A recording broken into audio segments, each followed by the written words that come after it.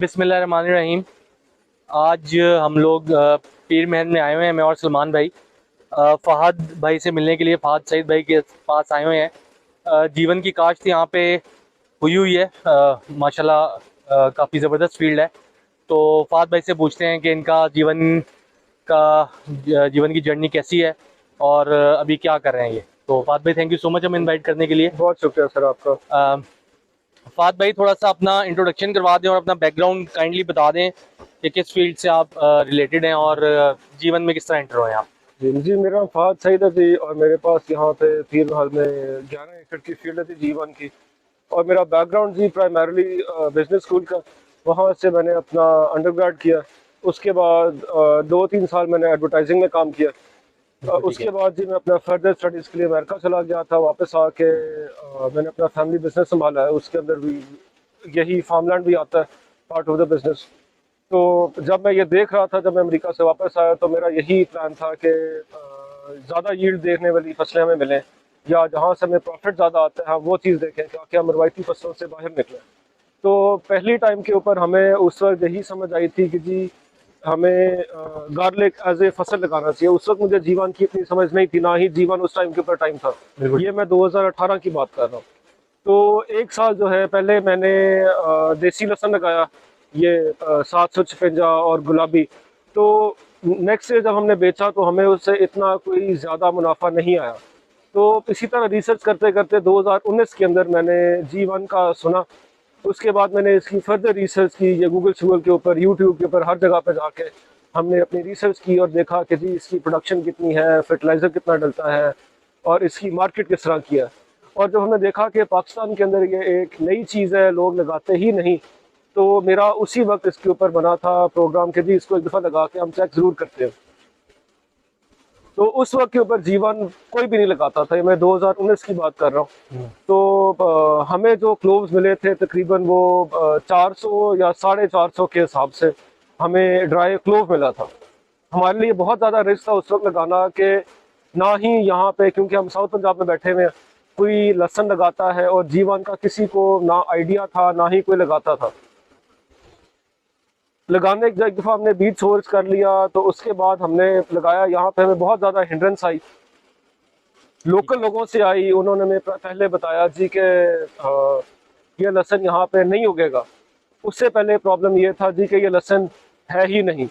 जब हमने लगा लिया और वो बाहर आ गया, तो अगला प्रॉब्लम हमें आया जी कि ये लहसुन जो है ना अपनी तुरियां नहीं बनाएगा, जो लोकल यहाँ पे होता है।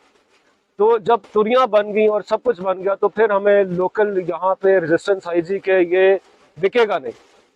ये 2019 की फसल है, अबाउट दैट टाइम 2020 हो गया हुआ था। तो जब ये बिकनी शुरू हुई, मुझे याद नहीं, मेरे ख्याल से 550 या शायद 700 रुपये शायद हमने बेची पहली दफ़ा, फ्रेश बेची हमने। और तब उस वक्त लोगों ने कहा जी कि नहीं, ये अगले फानी बिकेगी। इसी तरह अल्लाह का शुक्र है, हमने अगले साल 1 एकड़ से इसको जो है 4 एकड़ के ऊपर एक्सपेंड किया। तो 4 एकड़ भी अल्लाह का शुक्र है माशाल्लाह हमारा अच्छा हो गया। हमने उसको फिर बेचा। तो रेजिस्टेंस अभी तक हमें आती रही कि जी ये नहीं बिकेगा। तो अल्लाह का शुक्र जी, अब ये 2023 में आ गए में। तो 11 एकड़ की हमारी फील्ड है, माशाल्लाह। और फील्ड भी हमारी ठीक है, बिक भी रहा है, कोई हमें प्रॉब्लम नहीं आया। माइनस सी हिंड्रेंस आती है हमें एरिया के अंदर, डिजीज़ की कभी कभार आ जाती है, फंगिसाइड की आ जाती है। वो दैट इज़ नथिंग जो मैनेज नहीं हो सकता। तो इसको मैनेज कर रहे हैं हम, अल्लाह का शुक्र है, बिक भी रही है, एडवांस बुकिंग भी हमारी हो रही है।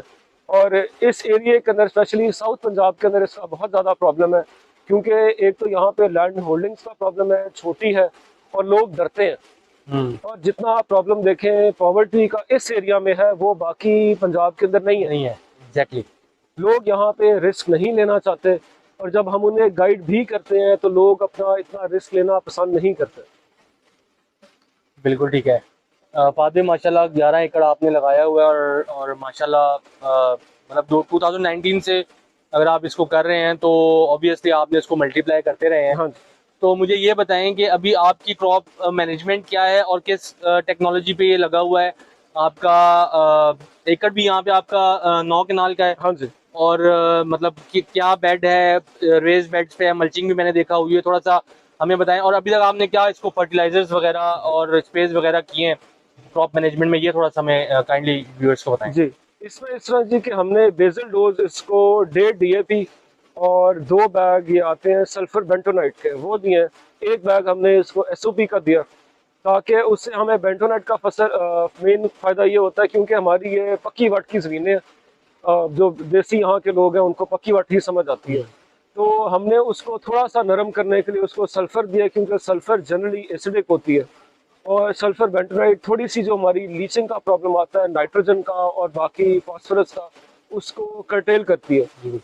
इसलिए हमने इसके अंदर जी बेसल में ये सल्फर बेंटोनाइट किए, बाकी डीएपी और एसओपी हमने इसलिए किए ताकि इसकी जड़ें मजबूत हो सकें।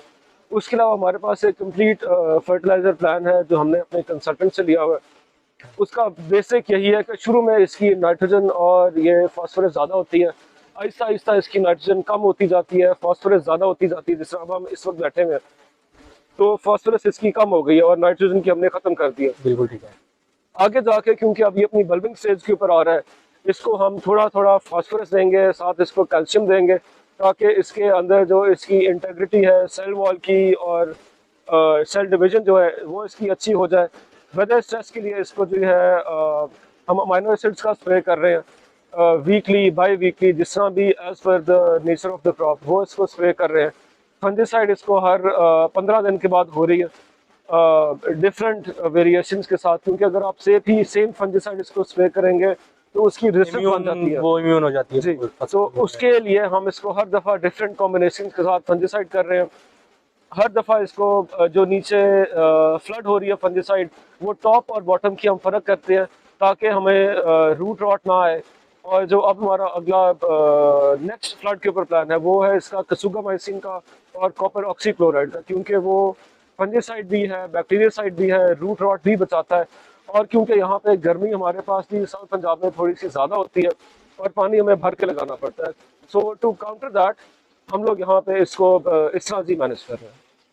अच्छा, माशाल्लाह मल्चिंग आपने की हुई है, तो मुझे थोड़ा सा ना क्योंकि बहुत सारे हमारे जो किसान हैं वो काफ़ी ये सवाल करते हैं मल्चिंग के हवाले से, पराली डली होती है, तो मल्चिंग भी आपने की हुई है, तो मल्चिंग का आपका एक्सपीरियंस कैसा है और इसके क्या कॉन्स हैं, क्या प्रोज हैं, ये भी थोड़ा सा जो है ना ये काइंडली। इसमें जी शाम भाई ऐसे है कि मेरा खुद ये जो पहला साल है ना जी मल्चिंग का है, ओके, राइट राइट। तो बिफोर दैट हमने मल्चिंग नहीं की है। मैं आपको इसका कौन पहले बताता हूँ कि हमें तकरीबन जी 50-50 60-60 हज़ार रुपए की गोडी पड़ी है प्रीवियस ईयर। मेरे पास मेरे ख्याल से 6 या 7 एकड़ थे इसके, तो वो इन टर्म्स ऑफ फाइनेंस और इन टर्म्स ऑफ कैपिटल जो है हमारे लिए बिल्कुल भी फिजिबल नहीं था। विजिबल नहीं है। सेकेंडली उसके अंदर प्रॉब्लम ये होता है सर, जो आपको लेबर आती है ना वो आपके साथ नुकसान भी करती है, आपके पत्ते भी तोड़ती है, और आपका जो पानी लगाना होता है ना उसकी जो तरतीब होती है उसको भी डिस्टर्ब हो जाती है। बिल्कुल जी डिस्टर्ब हो जाती है। तो एक तो जो पहला हमारा प्रो है वो ये है कि जी हमें गोडी नहीं करानी पड़ती, और in terms of cost management हमारा एटलीस्ट 50-60 हज़ार रुपया जो है पर एकड़ वो बच जाता है। सेकेंडरली हमारा ये है कि हमारा पानी कम लग रहा है। पिछले साल जो है हम इसको तकरीबन हर 10-12 दिन बाद इस टाइम के ऊपर पानी लगा रहे थे, साथ हमारी कंटिन्यूस गोडी चल रही थी, 12-15 बंदे की लेबर थी, वो कंटिन्यूस गोडी करती है। थर्डली हमारा ये कि हमारा मॉइस्चर रिटेन हो रहा है। और उसके बाद जो इसका आखिरी पॉइंट है वो ये है कि जी हमारी जो पराली है इसका हमें फ़ायदा ये होता है कि हमारी जो फ्यूचर क्रॉप है, जो फॉर एग्जांपल हमने इस साल नेक्स्ट ईयर लगानी है 2023 के अंदर, ये सारी की सारी पराली हमारे अब्जॉर्ब हो जाती है, हमारा ऑर्गेनिक मैटर इंक्रीज करता है, हमारी नाइट्रोजन शुरू के अंदर ये अब्जॉर्ब ज़रूर करती है, मगर एट द एंड ये रिटर्न करती है हमारी फील्ड के अंदर।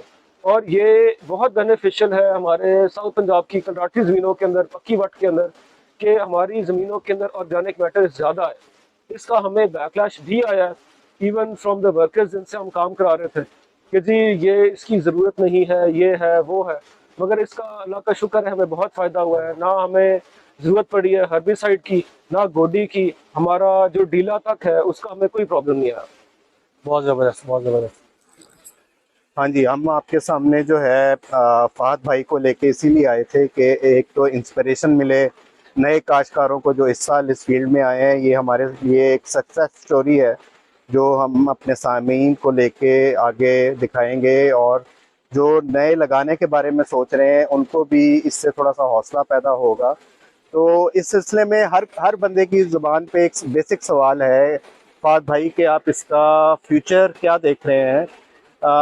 ये एज अ बीज का अब इसका क्या पोटेंशियल है, कितने साल तक ये मार्केट में एज अ बीज बिकेगा, और फिर ये मंडियों में इसका कब एक्सपेक्टेड है कि कब आने की इसकी उम्मीद है? जी सलमान भाई, इसमें ऐसे है कि जी देखें, 2019 से मैं लगा रहा हूँ, 2018 से बहुत सारे लोग इसको लगा रहे हैं।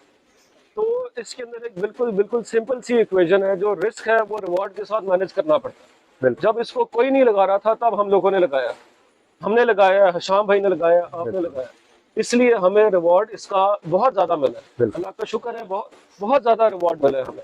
अब इसके अंदर देखें जी, इवेंचुअली ये मंडी की फसल है, लहसन है, इसने मंडी के अंदर ही जाना है। बिल्कुल। तो ये अगले साल आ जाए, उसके अगले साल आ जाए, उसके अगले साल आ जाए, ठीक है। अब जो लोग देखें इस साल लगाएंगे उनका रिस्क कम है, बिल्कुल। उनको ये पता है कि जी हमारी इवेंचुअली फसल जो है मंडी में चली जाएगी। इसके अंदर साथ हमें यह है कि दूसरे तीसरे चौथे साल मल्टीप्लिकेशन करें इसके अंदर जो बेनिफिट हमें मिलता है वो ये है कि देखें, अगर आप मकई की फसल लगाते हैं तो हर साल आपको नया बीज खरीदना पड़ता है। आजकल मेरे ख्याल से 14-15-17 हज़ार मकई का आपको वो लेना पड़ता है। आपको बाकी हर साल जो लहसन आप करते हैं उसका बीज आपको रिप्रोड्यूस करता है। बिल्कुल।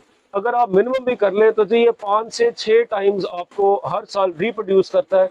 अगर आपने इसकी हार्वेस्ट के अंदर इसकी ख्याल रखें, पोस्ट हार्वेस्ट इसका ख्याल करें, और इसके अंदर पोस्ट हमें कोई प्रॉब्लम नहीं मार्केट के अंदर। आप वर्स्ट केस भी इसका सिनेरियो लगा लें, आप 55,000 प्लांट के ऊपर इसकी आप यील्ड निकाल लें 8 टन की, बिल्कुल। ठीक है जी। आप लोग 500 कहते हैं, आप 300 लगा लें, 300 के ऊपर भी इसको देखें, जो लोग रिस्क नहीं ले रहे, जो इस साल कर रहे हैं या अगले साल कर रहे हैं, उनको एक आधा साल तो वेट करना पड़ेगा। बिल्कुल। ठीक है, जिन लोगों ने पहले लगाया वो अपने रिस्क लेने का बेनिफिट रीप कर रहे हैं, उसमें कोई प्रॉब्लम नहीं है। जिन लोगों ने इस साल लगाना है 400-500 के ऊपर भी 500 आप लगा लें, तो अगले साल आपका 40-45 लाख रुपए का एकड़ है। बिल्कुल। कौन सी फसल है जो आपको 40-45 लाख रुपया एकड़ जो है साफी देती है? आप खर्चा निकालें 5 लाख रुपए का, 35 लाख रुपया कोई फसल पाकिस्तान में किसी चीज के ऊपर आपको नहीं देती। तो अगर आप एक आधा साल इसको एक्सपेंड कर लेते हैं, जिस तरह बाकी सब लोगों ने किया है, आप 1 एकड़ से 5 पे जाएं, 5 से आप 25 पे जाएं, तो इससे अच्छा ज्यादा मुनाफा बख्श कोई कारोबार नहीं है। बिल्कुल ऐसे ही। इसके अंदर सिर्फ ये एक मेन चीज है कि ये थोड़ी सी कैश इंटेंसिव है, ये आपका ख्याल मांगती है, और इसका आपको जो है पोस्ट हार्वेस्ट ख्याल रखना पड़ता है। उसके अलावा इस फसल को कोई प्रॉब्लम नहीं है, ये मुनाफा बख्श है, सब कुछ ठीक है। तो अल्लाह मियाँ जो लोग इसको अगले साल लगा रहे हैं उनके लिए मुनाफा जो है उनके लिए बेहतर होए जी। अच्छा जी, फहद साहब से हम अब आखिरी 1-2 सवाल करेंगे। फहद भाई, एक तो हमें ये बताएं कि आजकल इसकी जीवन की मार्केट क्या चल रही है, हमें उसके बारे में थोड़ा सा गाइड करें। दूसरा, हमें ये तो थोड़ा सा ये बताएं कि आपका फ्यूचर का इसके बारे में क्या प्लान है, कि आपने इसको बढ़ाना है, इसको जो है मज़ीद एक्सपेंड करना है, या आपने फसल ज़्यादा बेचनी है? तो इसके बारे में हमें थोड़ा सा, और आम काश्तकार को थोड़ा सा गाइड करें ताकि उसको अंदाज़ा हो जाए कि इस टाइम बीज की प्राइस क्या चल रही है मार्केट में। बहुत शुक्रिया सलमान साहब। इसमें जी जो करंट इसकी मार्केट प्राइस चल रही है वो 2,000 रुपये से 2,500 तक चल रही है। और इसके अंदर डिपेंडिंग ऑन द क्रॉप की हेल्थ जो होती है, क्रॉप की सिचुएशन होती है, फील्ड की हेल्थ देख के, और मार्केट के अंदर जो इस वक्त एक चीज़ है जो कंसिडर नहीं होती कि वो बंदा कितने साल से ये काम कर रहा है और उसका कितने एकड़ के ऊपर ये सामान लगा हुआ है। रेप्यूटेशन इसके अंदर बहुत ज़्यादा ज़रूरी है। जितने भी हमारे काश्तकार हैं, जितने लोगों को हमारा व्हाट्सएप के ऊपर पता है, यूट्यूब के ऊपर सबको पता है कि पिछले साल के अंदर हमारे पास हीट वेव आई है और लोगों के इसके अंदर बहुत ज़्यादा प्रॉब्लम हुआ है। देखिए, जिन लोगों ने एक्सपेक्ट किया था कि हमारा 200 मन निकलेगा, उनका 150 मन निकला। उन लोगों ने ओवर एक्सपेक्ट करके अपना ओवरबुक किया और पिछले साल मार्केट के अंदर बहुत ज़्यादा प्रॉब्लम्स आए। ये सबको इस बात का पता। तो इसलिए आप जिस भी ग्रोअर के पास जाएं, उसकी पहले मार्केट की रिप्यूट पूछें कि जी उसका मार्केट में रिप्यूट अच्छी है, सीड सही बेचता है, 2 नंबर तो नहीं बेचता, सौदे से मुकरता तो नहीं है। ये बेसिक रिसर्च है हर नए काश्तकार के लिए।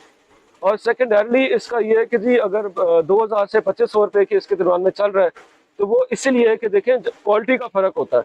आप जिस भी फील्ड में विजिट करें, जो आपको लोग इस वक्त 1400-1500 में भी दे रहे होंगे, उनकी आप फील्ड में विजिट करें, आपको नजर आएगा कि उनकी फील्ड के अंदर और बाकी फील्डों के अंदर क्या फर्क है। क्वालिटी, लोग अपनी क्वालिटी के सिर्फ इसके अंदर जो है पैसे आपसे प्रॉब्लम मांगते हैं।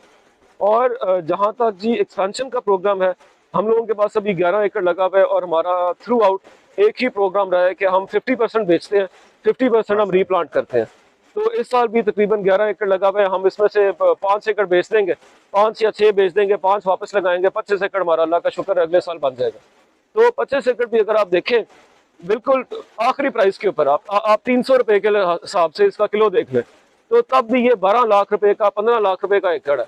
इसमें से आप 3-4 लाख रुपए अपनी कॉस्टिंग निकाल दें, 10 लाख रुपया मुनाफा आपको कोई फसल नहीं देती पाकिस्तान के अंदर। इस तरह की ना कोई फसल है, ना कोई आएगी।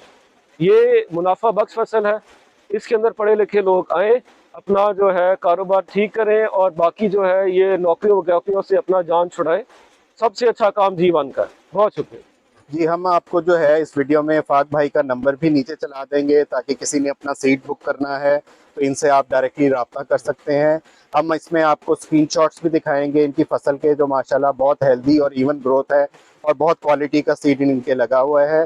तो जो हजरात भी अपनी फसल बीज खरीदने के लिए फहद साहब से रब्ता करना चाहते हैं, वो इनके रब्ते पे नंबर पे डायरेक्ट कांटेक्ट कर सकते हैं। जी, अब हम समराइज़ करते हैं इंटरव्यू को, अब हम अपने इख्तिताम की तरफ लेके जाएंगे।